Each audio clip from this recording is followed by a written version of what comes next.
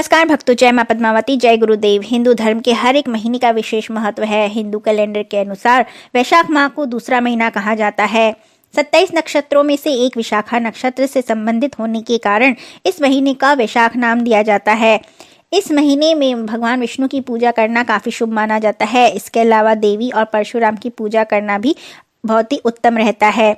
Calendar के अनुसार वैशाख माह 24 अप्रैल से शुरू हो रहा है, जो कि 23 मई 2024 को समाप्त होगा।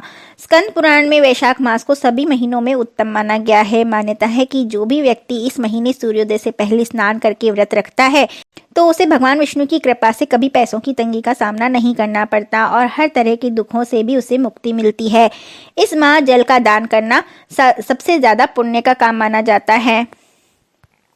स्कंद पुराण के वैष्णव खंड के अनुसार न माधव समो मासो न कृतेन युगम समम न च वेद समम शास्त्रम न तीर्थ गंगया समम, यानी कि माधव मास यानी वैशाख मास के समान कोई मास नहीं है, सतयुग के समान कोई युग नहीं है, वेदों के समान कोई शास्त्र नहीं है और गंगा जी के समान कोई तीर्थ नहीं है। पंचांग के अनुसार पूर्णिमा के दिन चंद्रमा जिस नक्षत्र में होते हैं वही महीने का आरंभ होता है।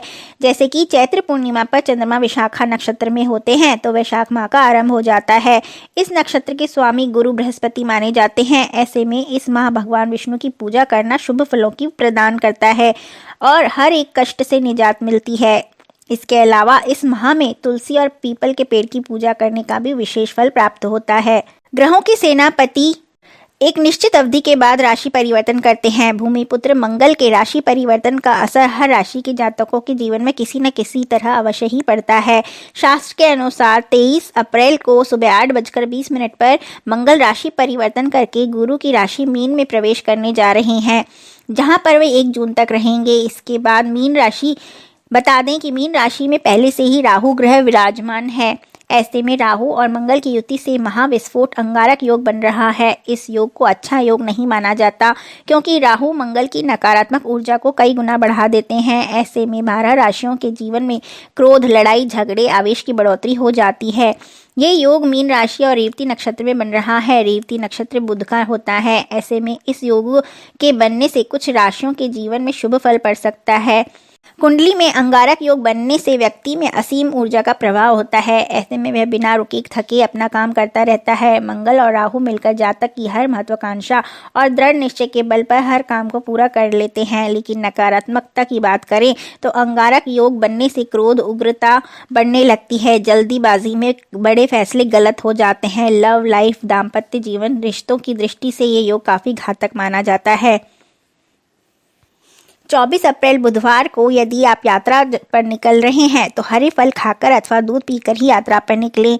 इस दिन यदि आप ओम ब्राम ब्रीम ब्रोम स बुधाय नमः मंत्र का जाप करते हैं तो ये आपके लिए उत्तम रहेगा।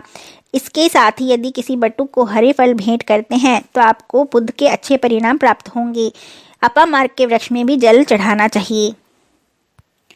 बुधवार के दिन बुध के बुरे प्रभावों से मुक्ति के लिए एक हंडिया में 1.25 किलो हरी साबुत मूंग की दाल लें और दूसरी में 1.25 किलो डलिया में खड़ा नमक लें और फिर इन दोनों हांडियों को कहीं बाहर साफ सुरक्षित जगह पर रख दें।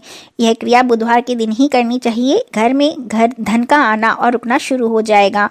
अगर अचानक धन लाभ की स्थितियां बनती नजर आए लेकिन लाभ न मिलता हो तो गोपी चंदन की 9 डलियों को लेकर केले के वृक्ष पर टांग देना चाहिए। ध्यान रहे कि यह चंदन पीले धागे से ही बांधना है। अकस्मात धन लाभ के लिए बुधवार को सफेद कपड़े के झंडे को पीपल के वृक्ष पर लगाना चाहिए। इस प्रयोग से व्यवसाय में किसी भी प्रकार के अवरोध आते हैं तो वह टल जाते हैं। बुधवार के दिन गणेश जी के सामने 5 पत्ती का शुद्ध घी का दीपक जलाएं। फिर दूध की बनी कोई मिठाई का भोग लगाकर या बेसन से निर्मित किसी मिठाई का भोग लगाकर वह अपनी माता, पत्नी, बहन या बेटी को खिलाने के बाद, सबको बांटने के बाद स्वयं ग्रहण करने से गणेश जी प्रसन्न होते हैं और माता लक्ष्मी के साथ घर में निवास करते हैं। जो भी व्यक्ति नहाते अथवा पैर धोते हुए पैर से पैर को रगड़कर साफ करता है और सर पर तेल लगाने के बाद हाथों में बचे हुए तेल को मुंह, कलाई या बाजू में रगड़ता है, नोटों को थूक लगाकर गिनता है, उसे हमेशा धन का संकट बना रहता है।